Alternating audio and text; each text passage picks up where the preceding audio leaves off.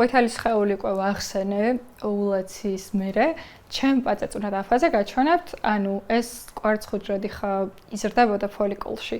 ოვულაციის დღეს ხა გასკდა ეს ფოლიკული და გადმოვიდა გარეთ დედოფალი კვარცხლბურედი. და მე რა მოხდა, ანუ ეს კვარცხლბურედი დაახლოებით 12-24 საათი ელოდება ხოლმე თავის პრინც სპერმას, თუმცა თუ ისინი არ შეხვდნენ, მაგ შემთხვევაში ისევ და ისევ რომ დაუბრუნდეთ მენსტრუალურ ფაზას, ხდება მენსტრუაცია, ანუ აღარ აქვს საკვები ენდომეტრიუმს, ანუ ესტროგენის სახით ძირითადად და მისი ჩამოშლა ხდება. ხოლო ყვითელი სხეულის ფაზა ეხლა რა შვება და რაში გვჭირდება? ანუ ის ფოლიკული, რომელიც გასკდა, გადავახვიოთ უკან, ოვულაციის შემდეგ გარდაიქმნება ყვითელ სხეულად. ყვითელი პირდაპირ იმიტომ ქვია, რომ მართლა მოყვითალო ფერის არის და მენსტრუაციამდე, ოვულაციიდან მენსტრუალურ ციკლამდე, ან მენსტრუაციის დღეებამდე პერიოდს ყვითელი სხეულის ფაზა ქვია.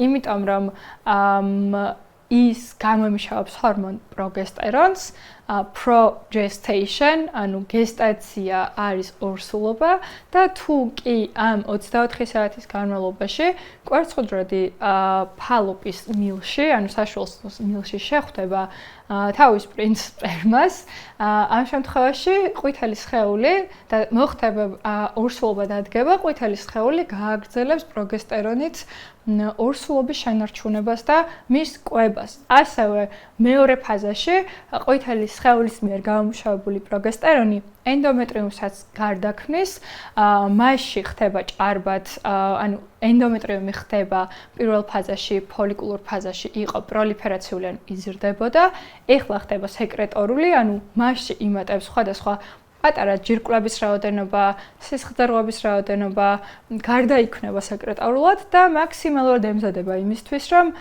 ის იყოს, ასე ვთქვათ, ნიადაგი, მზა ნიადაგი უკვე პატარა ბავშვებისთვის, რომელიც აქვს მოძებნის თავის ბინას.